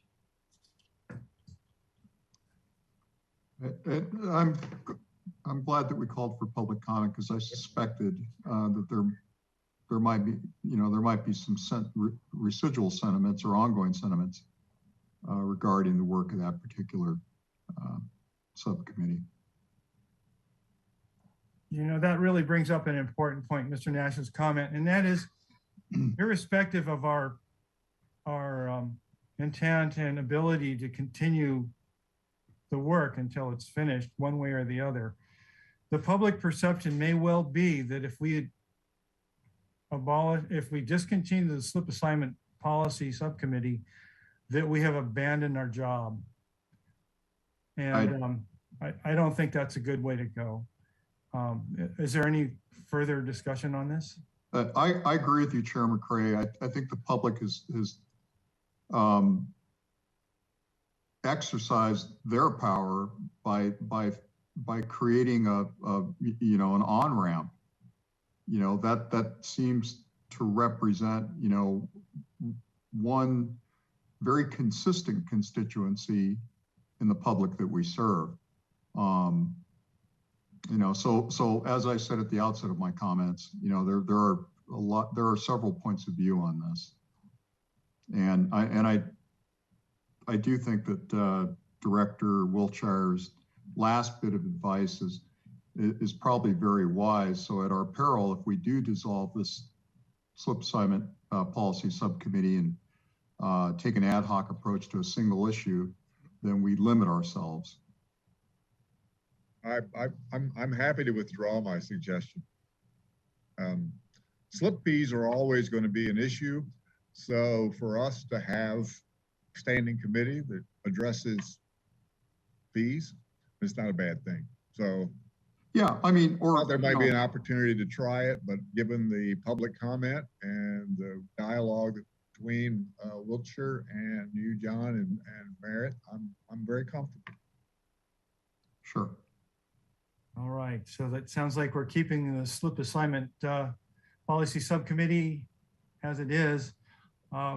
Is there any interest in establishing any other new subcommittees while we're on this topic right now? right, seeing no hands, I think these are they. Let's get down to the work of who wants to do what. We've got a couple of new commissioners. We've got open spots. The sea level rise adaptation plan can take another person. I see my name on a couple of these already. I'm comfortable where I am. How are others feeling? As I said, I'm willing to surrender my seat on the Charter and Business Activities Permits Committee and serve on the Commercial Fishing Committee, but would like to retain my role on the Request for Proposal Selection Committee. Excellent. May I ask a question, Chair? Yes, please do. Commissioner Kramer, in your comments, do you feel that the sea level rise adaptation plan joint committee will reactivate at some point in the future?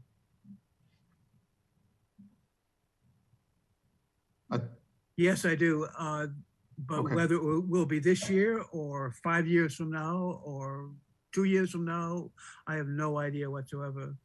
Melissa Hetrick, who was a staff person who was focused on it, has moved to another department, I believe.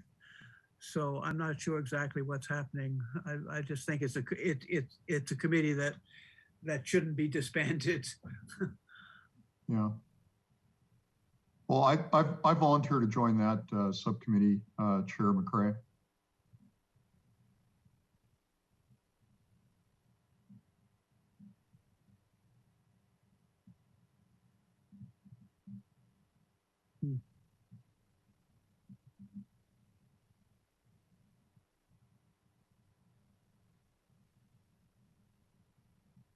Looks like we have some live changes going on.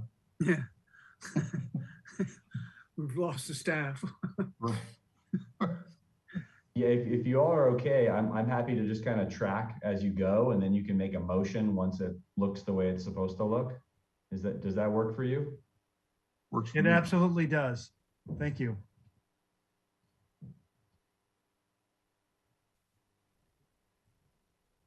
Commissioner Anderson. I'd be happy to add some manpower to the budget committee. I think I'd be helpful in that one. Great. Is there anybody who wants to jump off of anything they're already on? Well, I just want to be off the commercial fishing since it didn't happen. Okay.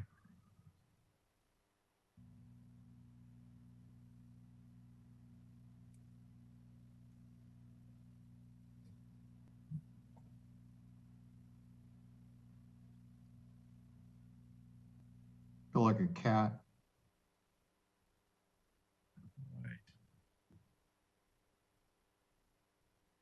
All right. Thank you, Commissioner Anderson, for taking on some additional responsibility. I'm happy to. Okay, so looks like we're caught up on the changes here. Anybody else want to get on one of these subcommittees? We can have as many as 3 on either of them, except for the sea level rise adaptation plan, which is fully subscribed at this point. Chair McCray. Yes. Hello. Is that Commissioner Hanrahan? It's Commissioner Hanrahan. I'm interested in joining the chartering business activity permits. Thank you very much. Very good. Thank you, Commissioner Hanrahan. I'd love to be part of the slip assignment policy as well, but I think that would be a conflict of interest. That argument could be made. little too close to home. Sure. So to speak. Yeah. Exactly.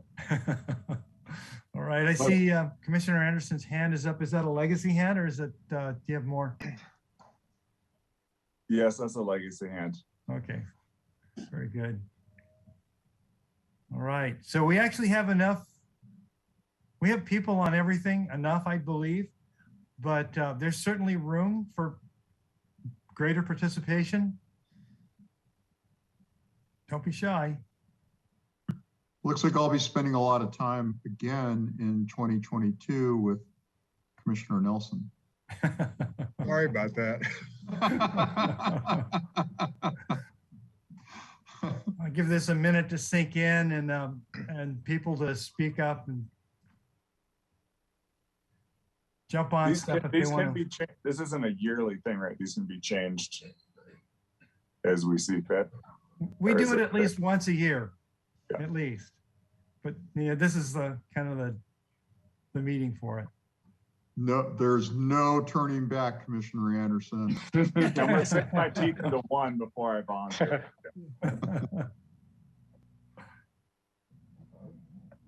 All right. What do we have here? Anybody else? Going once? Going twice?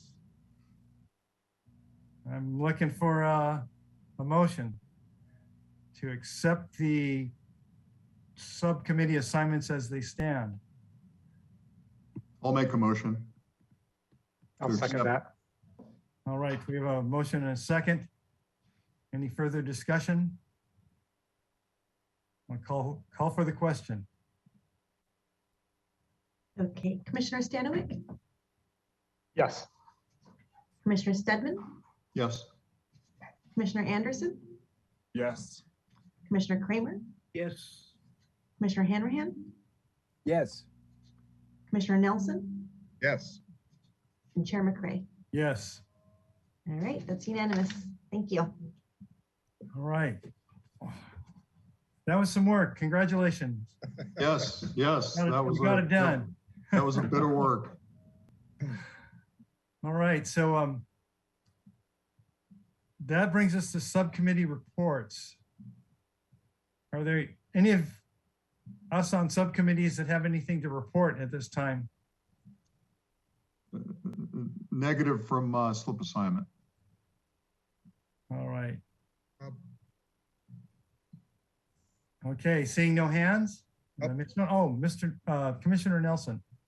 I didn't really make a motion, but you said everyone seemed to be comfortable with the subcommittee for RFPs to meet in the coming months and report back. So that would be the only report, that we will work with the Waterfront Department staff to in fact schedule a meeting of the RFP subcommittee. Very good. That concludes my report. All right, thank you very much for that report. Okay, so do we have commission and staff communications? Are there communications to be shared? I have one. I kind of expected that we might see a draft of a letter. And it didn't make the agenda this time, and I'm understanding that the time to present that to council, unless I'm mistaken, is this next month, before our next meeting. And I would like to get some clarification as to what our path forward is with respect to that. Yeah, Chair McCray, good question. So with that letter, it is still in draft. I was in communication with Commissioner Nelson and Commissioner Stedman today, who you all nominated as your commissioners to draft that letter. We're hoping to get some additional information from the cruise lines and from county health and a number of sources by next week. So we're really trying to make sure we have all of the relevant information in that letter, and stuff is kind of changing really for the less restrictive every day we go. And so a lot of information is pending to come out. So I'm hoping that we can have a draft, or staff can provide input so that Commissioner Nelson and Commissioner Stedman can finalize their draft by mid next week. What I can do is I can email that letter out to the entire Harbor Commission. If any individual commissioners have an issue with that, they can certainly reply back to me. That should leave sufficient time between now and March 8th when we meet at council to discuss cruise ships. my recommendation was for this letter to go to council as kind of part of their package. So the week prior to when they meet, that's when it will be on their mind and probably the most salient. So yeah, in short, expect something next week in your inboxes regarding the cruise ship letter. Great, thank you very much. Am I still on? And Yeah, I am. by the way, it's Commissioner Nelson who's doing the drafting of the letter. Thank you. Yeah. Is there anything further in the way of commission and staff communications? Chair McCray, just one thing from staff, and we talked about it a little bit, but as we kind of relax the COVID requirements, I thought I would make it known that the waterfront offices are kind of following suit with California and Santa Barbara's direction. So we're mask free in the office with those who are vaccinated. So that happened as of yesterday. There's a lot of smiling faces around the office. It's been pretty nice, actually. And as far as meetings in public, I believe the latest word is that council is going to wait until at least March 8th before they meet in person. And so again, we'll follow suit with them. We're shortly thereafter, but you guys will be the first to hear if we are meeting in public in person in March or sticking with virtual. Very good. And Mike, once again, where would we be meeting if we did get a chance to meet in public in March? Or meet in person in March? After today's action, we'll be meeting in the David Gephardt room in March. Hopefully. Don't want to get into the discussion again. Okay, very good. Mike, Commissioner Kramer. yeah, it's looked to me as though the council is meeting in person. It's just that they don't have an audience there. Yeah, that's correct, Commissioner Kramer. But at some point, they're going to go back to full standard business in person. So you're correct. The council members themselves are meeting in person, but the meetings are virtual for the public. Yeah, and it looks as though there's barriers between each of the council members. Yeah, plexiglass barriers or something like that. Yeah, that's correct. My assumption that is us and all the other boards and commissions will kind of wait until we can fully meet in public, because it's a huge amount of staff time to kind of do those hybrid meetings, and we don't have the resources to do that, to be honest. Okay, all right. This seems to be working anyway, so. It'd be nice to get back in person. All right. I would entertain a motion to adjourn. So moved. And a second? Sure. Second. All right, moved and seconded. I'll call the question. Okay, Commissioner Stedman, Aye. Commissioner Anderson, Aye. Commissioner Kramer, Yes. Commissioner Hanrahan, Aye. Commissioner Nelson, Aye. Commissioner Stanwyck, Yes. Chair McCray. Yes, thank you all. Have a good night. Good work. Hi, everyone.